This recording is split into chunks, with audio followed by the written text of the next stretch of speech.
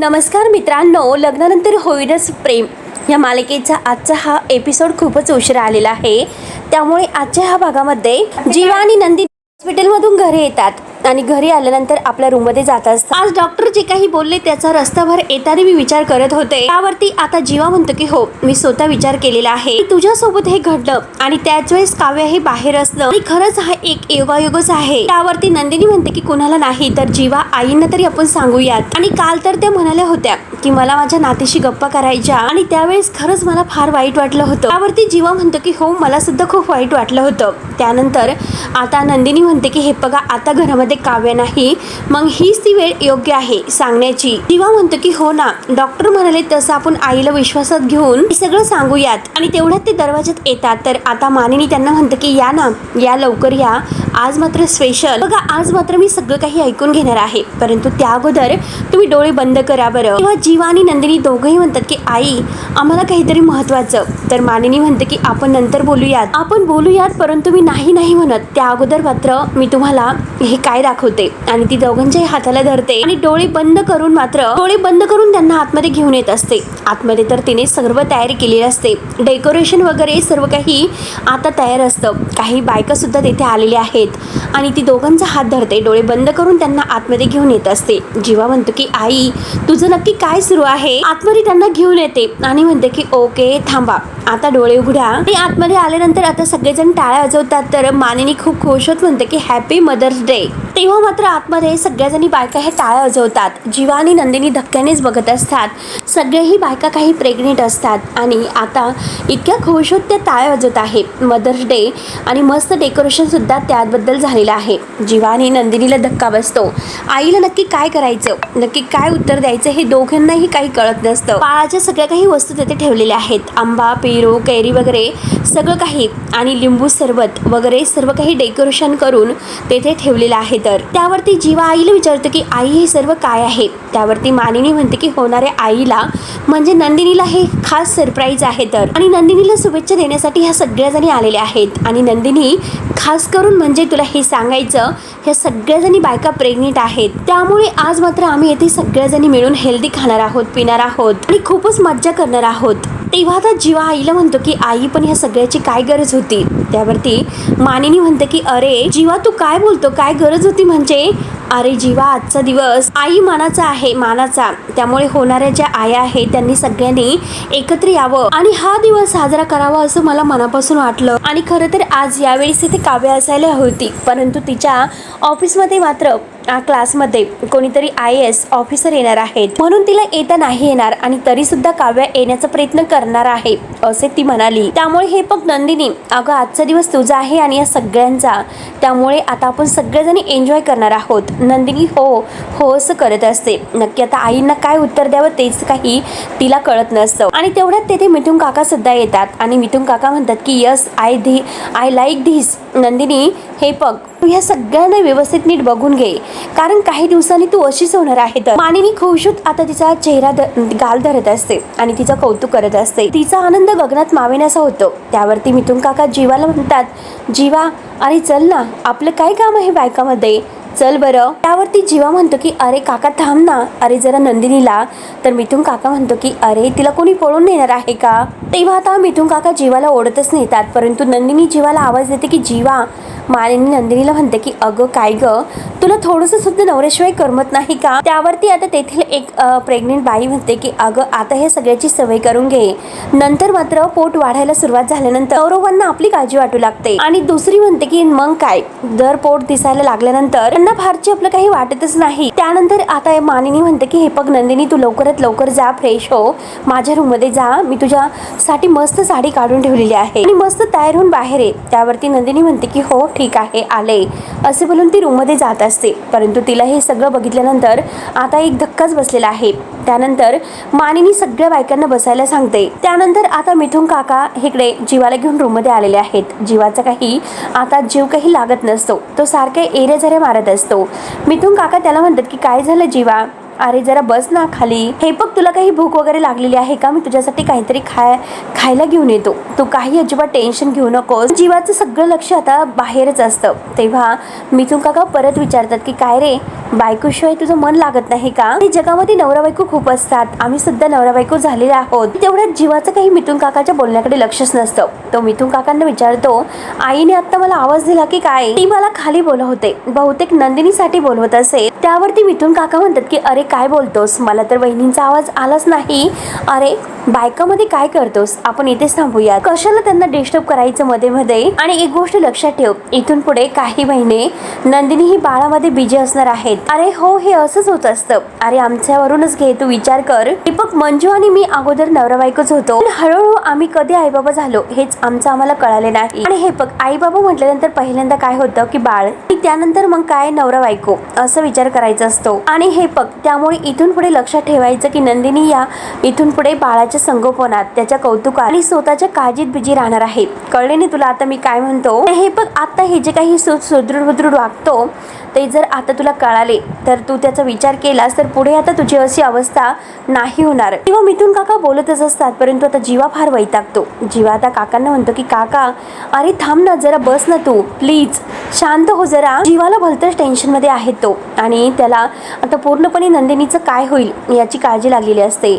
मिथुन काका जीवाकडे बघत असतात. किंवा मिथुन काका म्हणतात की जीवा काय झालं, काही प्रॉब्लेम आहे का? जीवाचं काही मिथुन काकाच्या विचारण्याकडे सुद्धा लक्ष नसतं. नाही म्हणजे मागच्या वेळेस आपण ज्या फार्म हाऊसवर गेलो होतो तेव्हा तुझं सत्य मी पकडलं होतं, आणि आता सुद्धा तुझी गत तशीच झालेली आहे असं मला वाटतं. तुला काही शेअर करायचे का? काही गोष्टी तू माझ्यापासून लपवतोस काय? म्हणजे आमच्यापासून तू काही लपवतोस का? त्यानंतर आता नंदिनी छान अशी साडी वगैरे नेसून त्या बाहेर येते आणि मानिनी म्हणते की हो आलीच, बघा किती गोड दिसते, आणि चला उत्सव मूर्ती आलेल्या आहेत. आणि अर्थात म्हणजे तुम्ही सगळेजणीच उत्सव मूर्ती आहात, आणि त्यात म्हणजे आज मदर्स डे आहे. तुमच्यासाठी मात्र आज खास भरपूर काहीतरी खायला आहे. कैरी, आवळा, चिंच, कैरी घालून केलेली भेळ, आणि खास म्हणजे पणस सुद्धा बनवलेला आहे. त्यामुळे आज मात्र आपण भरपूर खायचं आहेत, आणि तुमच्यासाठी काही गेम सुद्धा आहेत. त्यावरती आता लगेच नंदिनी विचारते की अरे वा, कुठले गेम्स आहेत? तर आता लगेच जीवा आणि मिथुन काका दोघेही बाहेर येतात.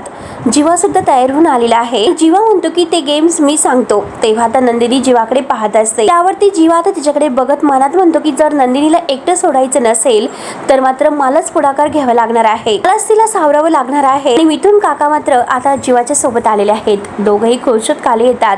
मानिनी लगेच म्हणते की झालं, आलास. दोघांना थोडंसं सुद्धा एकमेकांशिवाय करमत नाही. त्यावरती आता मानिनी त्याला म्हणते की तू का आलास?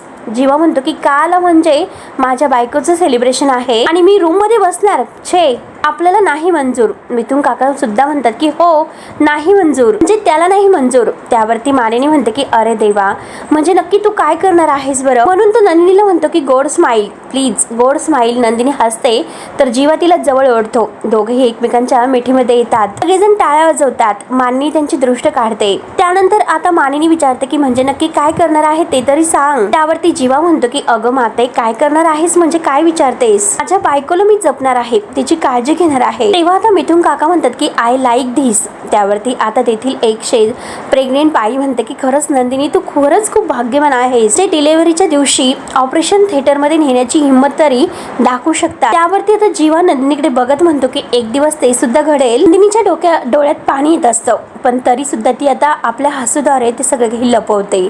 मानिनी विचारते की जीवा, अरे तू तर गेम्स खेळणार होता, नक्की काय गेम्स आहे ते सांग ना. त्यावरती जीवा म्हणतो की त्या अगोदर मात्र सगळ्या बायकांनी रिंगण तयार करा. सगळ्या बायकांना तो हळूच उठायला सांगतो. सगळेजणी उठून उभे राहतात आणि गोल रिंगण करून आता सगळेजणी ह्या महिला मंडळ उभे राहतात. नंदिनीला खूप छान असं हसायला येतो. जीवा तिच्याकडे पाहत असतो आणि मनात म्हणतो की जराही हसली तरी सुद्धा माझी चकाचक बाई किती गोड दिसते. त्यावरती मानिनी म्हणते की आता मिथुन भाऊजी काय करायचं बरं? सगळ्या बायकांना तुम्ही खोळंबून ठेवलेलं आहे आणि काय स्वतःच्या बायकोकडे बघत बसलात. तेव्हा आता जीवाची ती गंमत करत असते. तेव्हा जीवाचं लक्ष नसतं. जीवा विचारतो की मी कुठे होतो.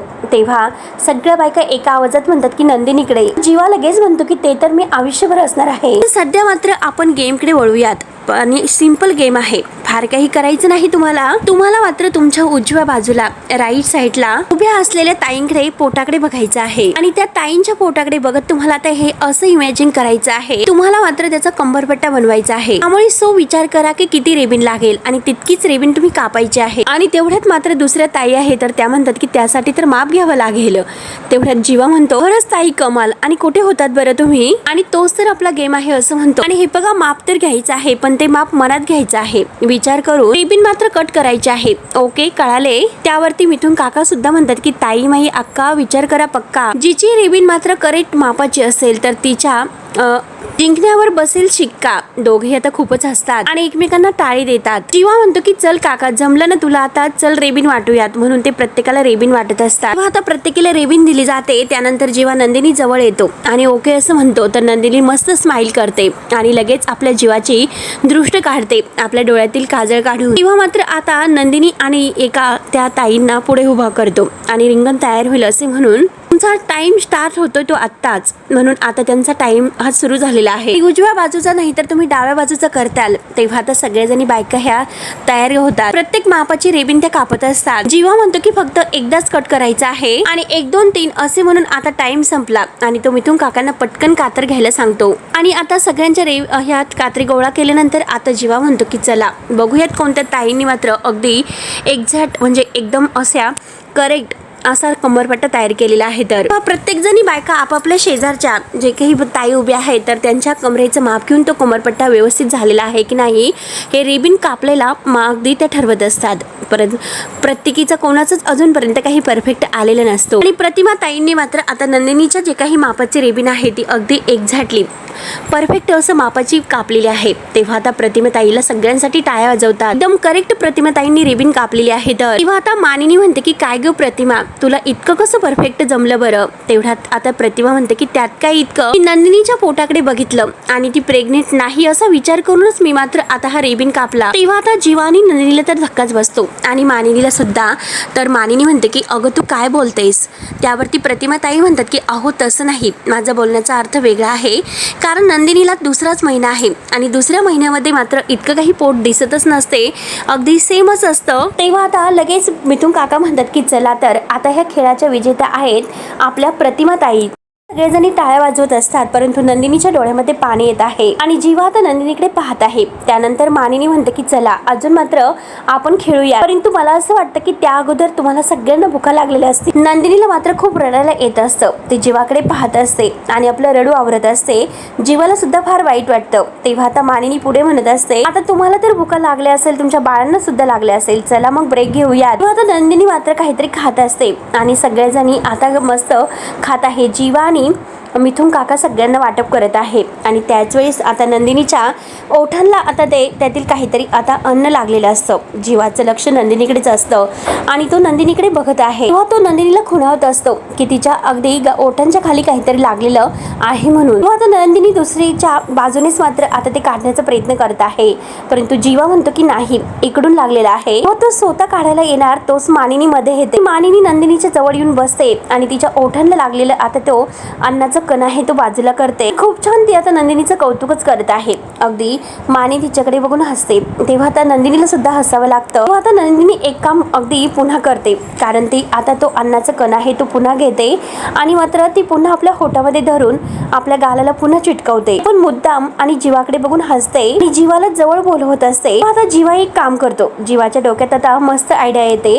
आणि ते जोरात तेथूनच फुंकर मारतो आणि फुंकर मारल्या क्षणी आता नंदिनीच्या ओठांना जे चिटकवलेला आहे तर तो अन्नाचा कण खाली पडतो. जीवा मात्र नंदिनीकडे बघून हसत असतो आणि नंदिनी सुद्धा जीवाकडे बघून हसते आणि अगदी खानाखुणा करूनच मात्र ती आपल्या स्टाईलने त्याला अगदी त्याचं कौतुक करत असते. जीवा सुद्धा फारच खुश होतो. नंदिनीला काय मस्त हसायचं ठेवायचं असे तो ठरवतो आणि तो तिला हसवण्याचा खूप प्रयत्न करत आहे. तिला बाळाची आठवण सुद्धा यायला नकोय असं काहीतरी तो करत असतो, पण तरी सुद्धा हसता हसता नंदिनीचा चेहरा थोडासा आता लगेच सुकतो. नाराज होते कारण तिला बाळाची आठवण येते. आपल्या पोटाला हात लावून बसलेली असते आणि पोटाकडे पाहते. तेव्हा आता जीवा तिला खुणावतो की मी आहे म्हणून काही काळजी करू नकोस. तेव्हा आता नंदिनी सगळ्या बायकांकडे पाहत असते आणि तिला मात्र आपल्या पोटाला हात लावल्यानंतर खूपच डोळ्यामध्ये पाणी येत असतं. आपलं दुःख ती लपवत असते आणि जीवाकडे पाहत असते. जीवाचं सारखं लक्ष तिच्याकडेच असतं. त्यानंतर आता सगळ्यांचं काही खाऊन पिऊन झाल्यानंतर आता मिथून काका म्हणतात की चला आता आपला पोटोबा झालेला आहे, आपण पुन्हा आता खेळाकडे वळूयात. तेव्हा आता जीवा म्हणतो की आतापर्यंत मात्र तुम्ही गाढवाला शेपूट लावून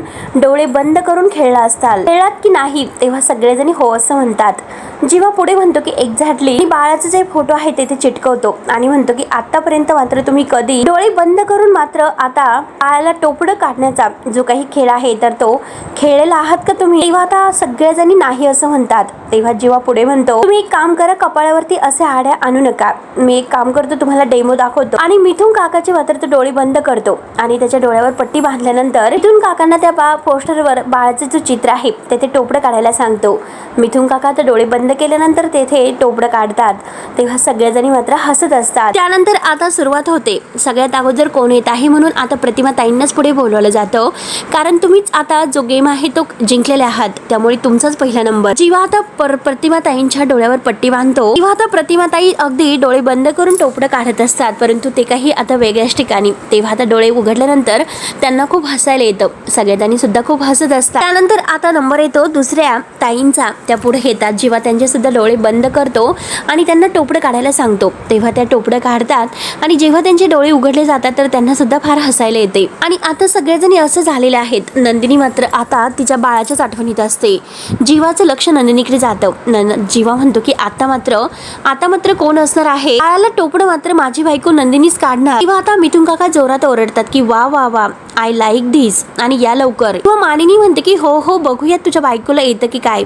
जीवा लगेच आता नंदिनीचा हात धरतो आणि तिला टोपडं काढायला समोर घेऊन येतो आणि एकच मिनिट असे म्हणून तो नंदिनीचे डोळे बंद करतो आणि तिला ऑल द बेस्ट करतो. तेव्हा मात्र नंदिनी एकदम असं परफेक्ट टोपडं काढत असते, कारण तिला जीवाला जेव्हा लहानपणी आता त्या बाळाचं त्याने टोपडं वगैरे बांधलेलं असतो, कपाळाला गंध वगैरे लावलेला असतो, ते चित्र तिला आठवते आणि ती बरोबर परफेक्ट असं टोपडं बाळाला काढत असते. सगळ्यांनी बायका आता एकमेकींबरोबर म्हणजे मध्ये कुजबुज त्यांची सुरू होते. तेव्हा आता नंदिनीने एकदम परफेक्ट टोपडं काढलेलं असतं. सगळेजण टाळ्या वाजवायला सुरुवात करतात. तेव्हा नंदिनी डोळे उघडते तर काय, तिला तर धक्काच बसतो. आनंद सुद्धा होतो की इतकं छान परफेक्ट टोपडं तिने बाळाला काढलेलं असतं. ती जीवाकडे बघून हसते आणि सगळ्या बायकांच्या समोर येऊन उभी राहते. तेव्हा लगेच मानिनी तिच्याजवळ येते आणि विचारते की काय ग नंदिनी, इतकं परफेक्ट तू टोपडं काढलंच कसं? त्यावरती नंदिनी खुश होत सांगायला सुरुवात कर, जीवानी टोपडं घातलेलं मी बघितलं होतं आणि ते मला आठवलं. तेवढ्यात आता एक ताई म्हणतात की काय म्हटल्यात, जीवानी टोपडं घातलं होतं? तेव्हा जीवा म्हणून जातो की जेव्हा बाळ होतं तेव्हा. तेव्हा आता मानिनी विचारते की म्हणजे काय? नंदिनी लगेच आता नाही म्हणून जीवांना खुणावते. तेव्हा आता जीवा परत म्हणतो की म्हणजे मी बाळ असताना टोपडं घालायचो. त्यावरती मानिनी म्हणते की चल रे मेल्या, काही पण कसं बोलतोस, आणि जेव्हा तू बाळ होतं तेव्हा नंदिनी कसं बघेल बरं, काय बोलतोस तू? तेवढ्यात मिथून काका म्हणतात की काही पण म्हणा, परंतु आय लाईक धिस, या फेरीची विजेती आहे तर आपली ती नंदिनीच. तेव्हा सगळेजणी नंदिनीसाठी टाळ्या वाजवतात. जीवा आता नंदिनीकडे खुशत बघून हसतो आणि नंदिनी जीवाकडे बघून. त्यानंतर आता मानिनी म्हणते की चल जीवा, तुझे सगळे काही गेम्स प्लॅन आहेत ते छानच आहेत, परंतु आम्ही जे काही गेम्स प्लॅन केले होते ते पण छानच आहेत. त्यावरती जीवा विचारतो की कोणता गेम? मानिनी म्हणते की त्यातील एक गेम म्हणजे तो असा गेम आहे की ज्यामध्ये तू आम्हाला हवाच होता आणि तू तर आलाच आहे, मग आपण तोच गेम खेळूयात. तो आता प्रतिमा ताई म्हणतात की पण त्या सगळ्या खेळामध्ये आम्ही सगळेजण बाहेर आणि राज्य मात्र जीवा आणि नंदिनी तुमच्यावर येणार आहे, तर तुम्ही जर एक टीम मिळून एकत्र खेळला तर तुम्ही नक्की जिंकाल. त्यावरती आता जीवा विचारतो की कोणता खेळ आहे? मानिनी म्हणते की हो सांगते. तेव्हा मानिनी गेम बद्दल सांगायला सुरुवात करते की हे बघा, गेम्स असं आहे की जीवा आणि नंदिनी तुम्ही एक टीम आहात. जी काही बावली आहे ना ती ह्या रिंगणात गोल गोल फिरणार आहे. हे बघ नंदिनी, तू जीवासाठी आता मदत करायची आहे. नक्की बावली आहे तरी कोणाच्या हातामध्ये? जीवाने डोळे बंद करून ही बावली मिळवण्याचा प्रयत्न करायचा आहे. थोडक्यात म्हणजे काय की तुमचं बाळ तुमच्यापासून लांब पळतंय आणि तुम्हाला ते मिळवण्याचा प्रयत्न करायचा आहे, असा हा गेम आहे. तर तेव्हा आता सगळ्याजणी बायका म्हणतात की हो खरंच इंटरेस्टिंग गेम आहे, सुरुवात करूयात. आणि ती बाहुली मात्र आता नंदिनीच्या हातात ती देते आणि म्हणते की पकड लवकर. तर नंदिनी आता त्या बाहुलीकडे पाहत असते. मानिनी जीवाचे डोळे बंद करते, जे डोळ्यावर पट्टी बांधते. मिथून काका म्हणतात की अगदी घट्ट बांधा, दिसलं नाही पाहिजे. मानिनी म्हणते की हो. तेव्हा आता नंदिनी मात्र त्या बाहुलीकडे पाहतच असते. तिचे डोळे भरून येतात. मानिनी जीवाला विचारते की दिसत नाही ना, नक्की ना? तेव्हा ती बाहुली मात्र आता ती प्रतिमा ताईंच्या हातात देते. आता त्यांचं गोल रिंगण असतं. जीवा डोळे बंद करून तेव्हा आता बाहुली पकडण्याचा प्रयत्न करत आहे. तर आता तेथे सगळ्या जमलेल्या ताई एकमेकींच्या हातामधून आता ती बाहुली एकमेकींकडे देत असतात. जीवा त्यांच्या मागे धावत असतो आणि आता मात्र जीवाला काही अजूनपर्यंत काही ते बाहुली पकडलेली नसते. तो मात्र आता धावत असतो. नंदिनी त्याला जीवाला सांगत असते, परंतु जीवाने अजूनपर्यंत काही त्या ताईंच्या हातातून ती बाहुली म्हणजे आपलं बाळ पकडलेलंच नाही. नंदिनीला सांगता सांगता खूप रडू येत असतं. ती रडत असते, जीवा सुद्धा खूप रडत आहे, दोघंही खूप रडत आहेत. आणि असं करता करता मात्र जीवा अजूनपर्यंत काही ती बाहुली पकडू शकलेला नसतो. नंदिनी सांगत असते आणि सांगता सांगता खूप रडत असते. तेव्हा आता नंदिनी एकदम शांत उभी असते आणि रडत आहे. ती मात्र जीवाला आतापर्यंत काही सांगायला तयारच नसते. जीवा आता म्हणतो की नंदिनी बोल ना, कुठे आहे, सांग ना लवकरात लवकर. दीपक आपल्याला बाळ मिळवायचं आहे, बाळ हवं आहे की नाही, सांग ना, बोल ना, बोल ना नंदिनी, अगं आपल्याला जिंकायचं आहे ना, बोल ना. तेवढ्यात आता नंदिनी डोळ्यातील पाणी पुसते, डावीकडे उजवीकडे असं म्हणते. तेव्हा एकदम समोर येत असतो आणि तेवढ्यात आता त्या ताई एकमेकींच्या हातातून आता बाळ पुढे देत असतात. बाहुली अजूनपर्यंत काही जीवाने पकडलेली नसते. जी नंदिनी म्हणते की समोर समोर. तेवढ्यात आता जीवा त्या ताईंच्या हातातून ती बाहुली हिसकावतो, म्हणजे तो पकडतो. आणि आता मात्र दोघेही एकमेकांच्या अगदी मिठीत येतात, घट्ट अगदी मिठी मारून ते रडत आहे. दोघे इतके रडत आहे कारण त्यांच्यावर जो प्रसंग ओढवलेला आहे तर त्याचं त्यांना आठवण होते आणि ती बाहुली घेऊन ते खूप रडतात. सगळेजणी त्यांना टाळ्या वाजवतात. त्यानंतर आता सगळ्याजणी आता अगदी म्हणजे म्हणतात की चला आता आम्हाला निघायला हवं. मानिनी त्यांना विचारते की सगळ्यांनी पोटभर खाल्लेलं आहे ना, आणि भेळ सुद्धा खूप मस्त होती, वडे सुद्धा खूप मस्त होते, म्हणून सगळेजणी आता कौतुक करत आहे. त्यानंतर मिथून काका म्हणतात की रिकाम्या हाताने कोणी जायचं नाही, आमच्या वहिनींनी तुमच्यासाठी गिफ्ट आणून ठेवलेले आहे. प्रत्येकाला आता वहिनीला वाटप करायला सांगतात. मिथून काका ते गिफ्ट आता मानिनीच्या हातात देतात. मानिनी प्रत्येकीला गिफ्ट देते. गिफ्ट देत म्हणते की थँक्यू आल्याबद्दल. तेव्हा आता सगळ्या जणींचे गिफ्ट देऊन झालेले असतात आणि शेवट राहिलेली असते नंदिनी. तर मानिनीला धक्का बसतो. मानिनी म्हणते की नंदिनी अगं तुलाच नाही राहिलं, सॉरी बर का. तर नंदिनी म्हणते की आई अहो नाही, मी तर घरची आहे, मला कशाला बरं. त्यावरती मानिनी म्हणते की अगं असं कसं, तू घरची जरी असेल तर होणारी आईच आहे, खरं तर नीट मी सगळं काही मोजून आणलं होतं. त्यावरती नंदिनी म्हणते की आई आई असून द्या प्लीज. त्यावरती दुसऱ्या ताई म्हणतात की अहो काकू राहिलं असेल गडबडीत, एखादं कमी पडलं असेल. तेवढ्यात आता दुसरी एक ताई म्हणते की अहो पण त्यांच्या सोनीलाच गिफ्ट नाही, असं कसं झालं बरं. आणि तेवढ्यात प्रतिमा ताई म्हणतात की नंदिनी तू माझं गिफ्ट घेतेस का. नंदिनी म्हणते की नको नको, आणि खरंच असून द्या, थँक्यू खरंच. त्यावरती आता दुसऱ्या ताई म्हणतात की खरंच नंदिनी किती समजूतदार आहेस. तेव्हा मानिनी म्हणते की नंदिनी खरंच समजूतदार आहे, पण माझ्याकडूनच चूक झाली. आणि ती मिथून भाऊजींना विचारते की अशी कशी गडबड झाली बरं. तेव्हा आता मिथून काका म्हणतात की अहो आपण तर सगळं काही मोजूनच घेतलं होतं, पण नक्की असं वाढव एक्स्ट्रा कोण आलं बरं. आता सगळेजणी बायका म्हणतात की चला काकू येतो आम्ही. मानिनी म्हणते की चला मी तुम्हाला सोडवायला येते. सगळेजणी नंदिनीला बाय करून निघतात. तेव्हा आता जीवा आणि नंदिनी एकमेकांकडे पाहत असतात,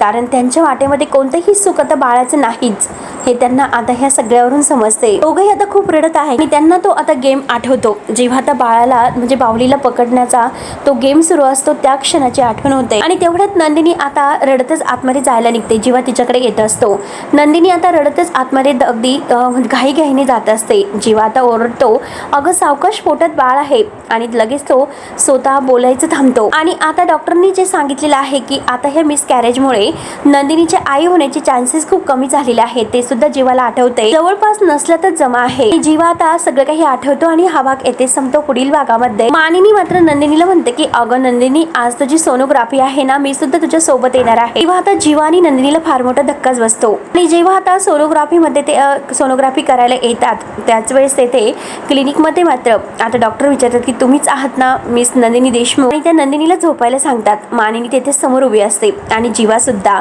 जीवा आणि नंदिनीच्या हातामध्ये हात दिलेला असतो आणि दोघे एकमेकांकडे बघत असतात की नक्की काय होणार आहे, डॉक्टर काय रिपोर्ट देणार आहेत. तेव्हा आता मित्रांनो पुढे नक्की काय होईल हे बघायला विसरू नका. तोपर्यंत धन्यवाद.